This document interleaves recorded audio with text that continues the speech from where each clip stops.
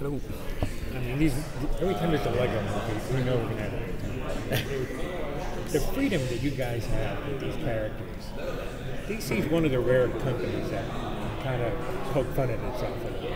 So, with this one, Aquaman's the target, so to speak. So, how did you approach him? And besides the talk to fishes kind of routine that we're so used to.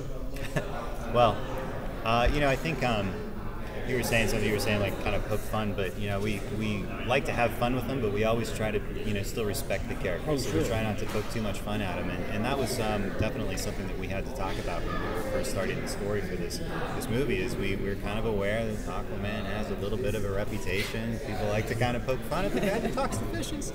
So and there's actually been a lot of stories I think where people have tackled that to try to make Aquaman cool. Look, to us, he was always cool. I grew up with Super Friends and sort of the good old-fashioned Aquaman that you see in Super Friends is very much the same guy that we're kind of working with in our show. And he's just brimming with confidence, and he's got a larger-than-life personality.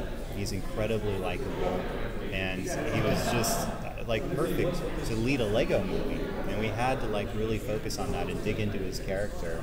And we did try to touch on some of that, he's a guy that talks to fishes. There's a little bit of that in there, but he's so much more than that. And we really tried to bring that to life on screen and show people why this guy is a superhero, why he is such an important part of the Justice League.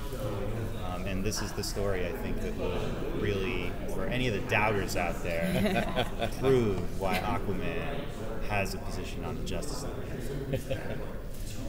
So I guess, like you mentioned, the Aquaman, compared to the other films, the story process, was there a kind of synergy with the Aquaman movie, or it just happened to be well timed with it?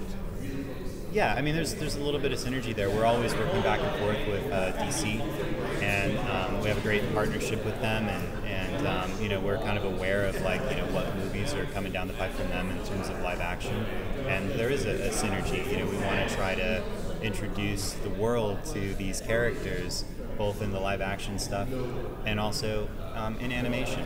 So there is a synergy there that we're trying to get a lot of Aquaman out there right now because he's such a cool character. And it's interesting the reach that we have now. I mean, Warner Brothers Animation has grown. We're doing so many more animated projects that are being seen in so many more places, plus all the live action television stuff, plus all the live action movie stuff. The reach of the DC universe is growing and growing and growing and growing. It's not just the comic book world anymore. And so to be part of this larger opportunity to be able to push these characters out to new audiences that may not necessarily know them, it's just fantastic because we grew up with these characters and love them already. We just want the rest of the world to love them too. And DC is fantastic when it comes to it because we've got so many different universes we can exploit. I mean, it's like the movie universe is separate from the TV universe, is separate from the animation, and then Lego itself is even separate from that. And it's always really, it's for us, it's a great chance to sit and choose another aspect of as Aquaman as a character and tell a story on that kind of character that's different than what you might see in the movies. Was there one specific story arc that you guys drew your main inspiration from for Aquaman? Not so much for this one, no. I can't say that it comes from any specific story. And that's another kind of fun thing about the Lego movies is, there's little isms here and there. I think, we're all geeks, so we're our favorite little moments or something from comics, and we try to get them into the show because we really want, people like us might have kids, to sit and watch these movies with their kids and find little things that feel honest, that feel true to the comics they fell in love with, or the animation that they fell in love with, or the movies that they fell in love with. So we are taking little jokes and little references from all the different DC Universe projects that have ever been done, and we try to just kind of line the movie with those so that there's little Easter eggs, I guess, for the older fans, and that's that is a big part of this. I think we want older fans that have kids to be able to watch this with their kids and just have also a good time. It's not just a movie for kids. We're trying to make these for adults as well, so that they have a great time watching them. I feel like a lot of the Lego stuff we make is kind of growing out of a fertile soil of like the history that DC has. So it's like, you know, I really loved a lot of the old comics from the '60s. You know, with like you know, Ramona Flanding, Nick Cardy doing the artwork inside. Obviously, we grew up with like, you know, the '70s Super Friends, and then you know, I read Atlantis Chronicles by Peter David. I mean, there's so many different things that DC has done to this character that actually make him a real rich character with a lot of history. And even if we don't necessarily make a direct reference to it, I mean, I would love to do a Lego version of Atlantis Chronicles, but I think it would be a little difficult to pull off. Yeah. But it's like we'll kind of keep that in our mind, and I think that every time that when we're working on this project, if we see an opportunity where like I know something from this character, that we can put that in there. That's like what we try to do. So in that vein, how did you guys land on Atrocitus and Red Lanterns for like the villains? You know, it's sort of a group conversation with us, with DC, with Lego, and we all kind of talk about the characters that we would like to see in a movie. And it kind of starts there. And we get a lot of support from DC, we get a lot of support from Lego, and really it's just sort of a group effort to like pick some characters, tell a great story.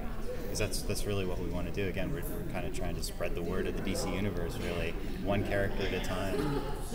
So much like kids get together with other friends and they all bring their toys to the table and they build an adventure together, honestly, that is very much how these movies start out. It's really great too, because then you can actually expand. So it's like you can start with that history that you have in mind with Aquaman, but then it's also like you can throw in Atrocitus, and that introduces a whole different direction that things can go. Yeah, I never thought I'd see a crossover with Aquaman and Atrocitus. I mean, that's nuts. That just doesn't make sense. And so to have the opportunity to tell that story, are you kidding me? That's awesome. And Mira was always part of the plan to include her. Yeah, I mean, that was a great angle to bring in, is I don't know how often in animation, especially for kids, you get to bring in an honest relationship. And we got to really build a story around that relationship, and I think it's one, it doesn't get too relationship-y for kids, you know. I think it's something, kids have parents, so I think, you know, this is something you'll be able to watch it, and it'll be kind of an interesting dynamic between Aquaman and Mira that even kids will